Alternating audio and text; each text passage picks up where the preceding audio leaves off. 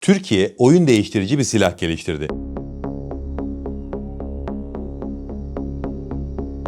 Ama bu gelişme Türk medyasında kendisine yeterince yer bulamadı. MK Balkın'dan bahsediyorum. Bugün modern deniz savaşlarında sonucu belirleyen ama çoğu zaman gözden kaçan bir teknolojiyi ele alıyoruz. Boyut olarak küçük, maliyet olarak nispeten düşük ama etkisi milyar dolarlık savaş gemilerini hayatta tutabilecek kadar büyük bir sistemden söz ediyoruz şu anda. Bu video yalnızca teknik bir mühimmat tanıtımı değil, aynı zamanda Adalar Denizi'nde değişen güç dengelerini, Yunanistan'ın neden bu sistemden rahatsız olduğunu, Balkan'ın özelliklerini ve farklarını ve Türkiye'yi nasıl bir bağımlılıktan kurtardığını da konuşacağız. O yüzden uzatmadan başlayalım ve Aura Sebilon sponsorluğunda MK Balkan'ı hiç kimsenin yapmadığı kadar detaylarıyla ele alalım. Türkiye'nin lider su arıtma markası Aura Sebilon Unique sunar.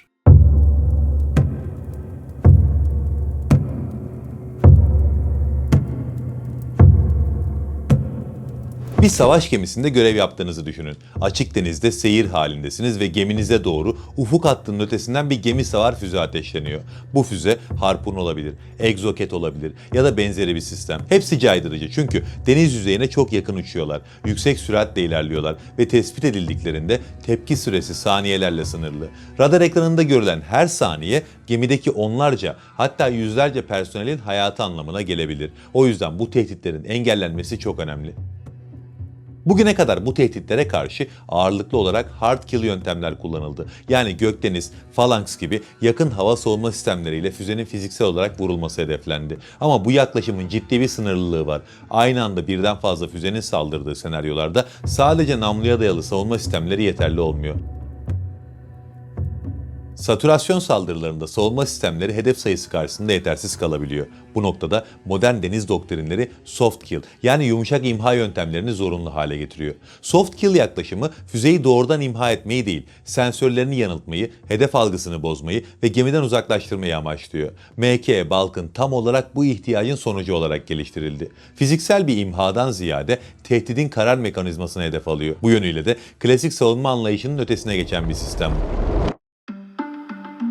MK Balkın teknik olarak 130 milimetrelik bir çaf mühimmatı. Balkın, modern gemi savar füzelerin radar güdüm mantığını hedef alan geniş bantlı ve yüksek yoğunluklu bir aldatma mühimmatı. Klasik çaf mühimmatlara göre gerçekten büyük farkları var. Bir gemi savar füzenin çalışma prensibi temelde şöyle. Füzenin burnundaki radar gemiden yansıyan elektromanyetik sinyali takip eder ve en güçlü yansımaya kilitlenerek hedefe yönelir. Balkın işte tam olarak bu süreci manipüle eder. Gemiden fırlatıldıktan sonra belirlenen noktada infilak eder ve atmosferde yoğun bir metalik lif bulutu oluşturur. Bu bulut füzenin radarına gemiden çok daha büyük, çok daha parlak ve çok daha cazip bir hedef gibi görünür. Sonuç olarak füze gerçek hedef olan gemiyi bırakır ve bu yapay hedefe yönelir. Savunma literatüründe bu yöntem seduction yani aldatma olarak adlandırılıyor. Amaç füzeyi durdurmak değil, yanlış hedefe yönlendirerek etkisiz hale getirmek.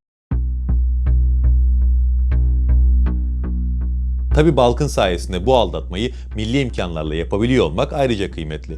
Türkiye bugüne kadar bu görevi büyük ölçüde yabancı menşeli mühimmatlarla yerine getiriyordu.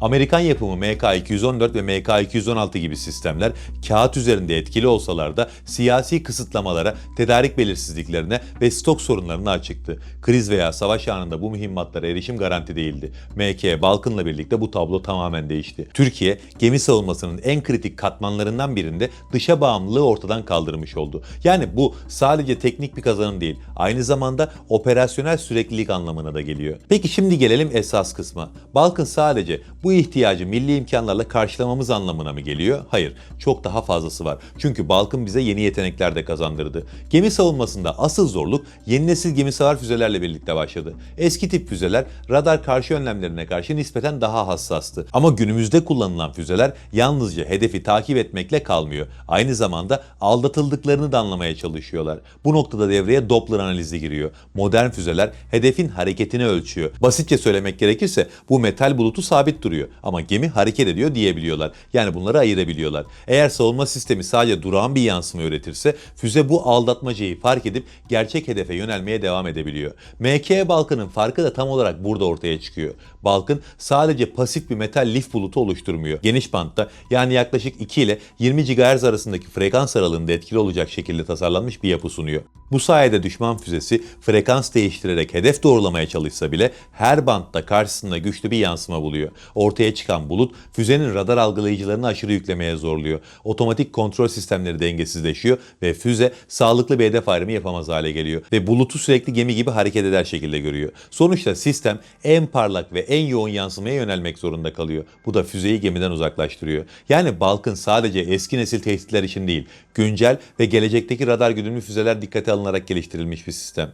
Bu onu klasik çaf mühimmatlarından ayıran en önemli farklardan biri. Yani kısacası Balkın teknik özellikleriyle gerçekten etkili bir sistem. Ama bu konuyu yalnızca teknik bir çerçevede ele almak eksik kalır. Türkiye savunma alanında uzun yıllar boyunca kritik bileşenlerde dışa bağımlı kaldı ve bu bağımlılığın sahadaki karşılığını defalarca gördü. Savunma sanayisinde yaşanan kısıtlamalar çoğu zaman günlük siyasete indirgenir. ABD'de başkanın kim olduğu, kongreden hangi kararların çıktığı ya da hangi ülkeyle diplomatik gerilim yaşandığı konuşulur. Devletler kriz anlarında müttefiklik ilişkilerini değil, kendi çıkarlarını önceleyen reflekslerle hareket ederler. Yabancı menşeli mühimmatlara bağımlı olmak barış zamanında yönetilebilir bir risk gibi görünebilir. Ama kriz veya savaş koşullarında bu risk doğrudan operasyonel zafiyete dönüşür. Stokların yenilenememesi, yedek parça temininde yaşanan gecikmeler veya siyasi gerekçelerle getirilen kısıtlamalar sahadaki gemiyi savunmasız bırakabilir. MK Balkın bu döngüyü kıran projelerden biri oldu. Ham maddesinden üretim sürecine, tasarımından test aşamasına kadar tamamen yerli imkanlarla geliştirilen bir mühimmattan söz ediyoruz. Bu da Türkiye'ye dış politikadaki dalgalanmalardan bağımsız bir savunma kabiliyeti kazandırıyor. Zaten bu yüzden Türkiye'de çok gündem olmayan bu sistem dışarıda ses getirdi. Özellikle Yunanistan basınında ve savunma çevrelerinde bu sistemin oluşturduğu etki dikkat çekiciydi. Bunun temel nedeni Adalar Denizi'nin coğrafi yapısı ve iki ülkenin deniz harp planlamalarının büyük ölçüde bu dar alana dayanması. Adalar Denizi'nde mesafeler kısa, manevra alanı sınırlı ve reaksiyon süreleri son derece kısıtlıdır. Yunanistan'ın deniz doktrininde gemi savar füzeler önemli bir caydırıcılık unsuru olarak öne çıkar. Fransız yapımı Exocet ve Amerikan yapımı Harpoon füzeleri bu doktrinin temel bileşenleri arasında yer alır. Varsayım şuydu: İlk vuruş avantajı elde edilirse karşı tarafın savunma kapasitesi hızla çöker. Balkın bu varsayımı doğrudan hedef alıyor. Çünkü bu tür füzelerin başarı şansı savunma sistemlerinin ilk saldırıda ne kadar etkisiz hale getirilebildiğine bağlı. Eğer bir Türk savaş gemisi üzerine gelen ilk dalga füzeleri soft kill yöntemleriyle etkisiz hale getirebiliyorsa denge anında tersine döner. Bu noktadan sonra inisiyatif savunmada değil, karşı taarruzda olur. Yunan savunma basınında yayınlanan analizlerde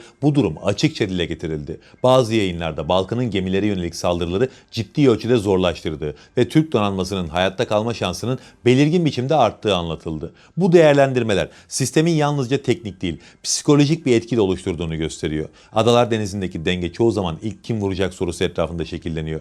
Balkınsa bu denkleme yeni bir değişken ekliyor. İlk vuruş başarısız olursa ne olacak? İşte Yunanistan açısından asıl rahatsızlık bu sorunun cevabında yatıyor. Daha da önemlisi MK Balkın'ı tek başına kullanılan bir mühimmat olarak görmek yanıltıcı olur. Bu sistemin asıl gücü Türkiye'nin yerli savaş yönetim altyapısıyla entegre çalışabilmesinden geliyor. Balkın, Milgem sınıfı gemilerde kullanılan Genesis ve Advent savaş yönetim sistemleriyle doğrudan uyumlu şekilde görev yapıyor.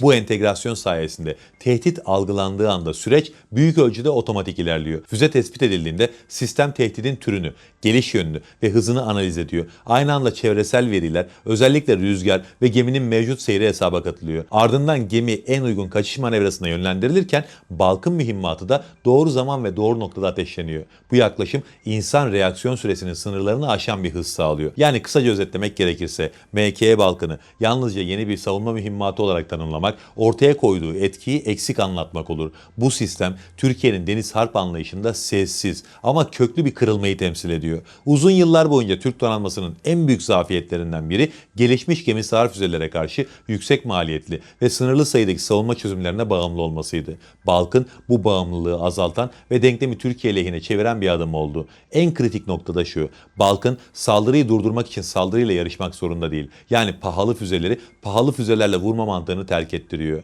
Bunun yerine elektronik harp ve soft kill yaklaşımıyla tehditin kafasını karıştırıyor. Hedefini kaybettiriyor ve etkisiz hale getiriyor. Bu da savunmayı hem ekonomik hem de sürdürülebilir kılıyor. Uzun süreli bir çatışma senaryosunda bu tür sistemlerin değeri katlanarak artıyor. Balkının yerli olarak geliştirilmiş olması da en az teknik özellikleri kadar önemli. Ambargo, tedarik kısıtı ya da siyasi baskı gibi faktörler bu sistem üzerinde etkili değil. Türkiye ihtiyaç duyduğu anda üretimi arttırabilecek, yazılımını güncelleyebilecek ve sistemi kendi tehdit algısına göre şekillendirebilecek bir esnekliğe sahip. Sonuç olarak Balkın tek başına savaş kazandıran bir mucize silah değil ama deniz savaşlarının kaderini belirleyen o kritik birkaç saniyede Türk gemilerine hayatta kalma şansı kazandıran, dengeyi bozan ve karşı tarafın planlarını alt üst eden bir çarpan etkisi oluşturuyor. İşte bu yüzden Adalar Denizi'nde de Doğu Akdeniz'de de sadece bir savunma sistemi olarak değil, stratejik bir mesaj olarak okunuyor ve bu mesaj da her zaman olduğu gibi doğru adreslere yine ulaşıyor. Allah'a emanet olun. Türkiye'nin lider su arıtma markası Aura Sebilon Unique sundu.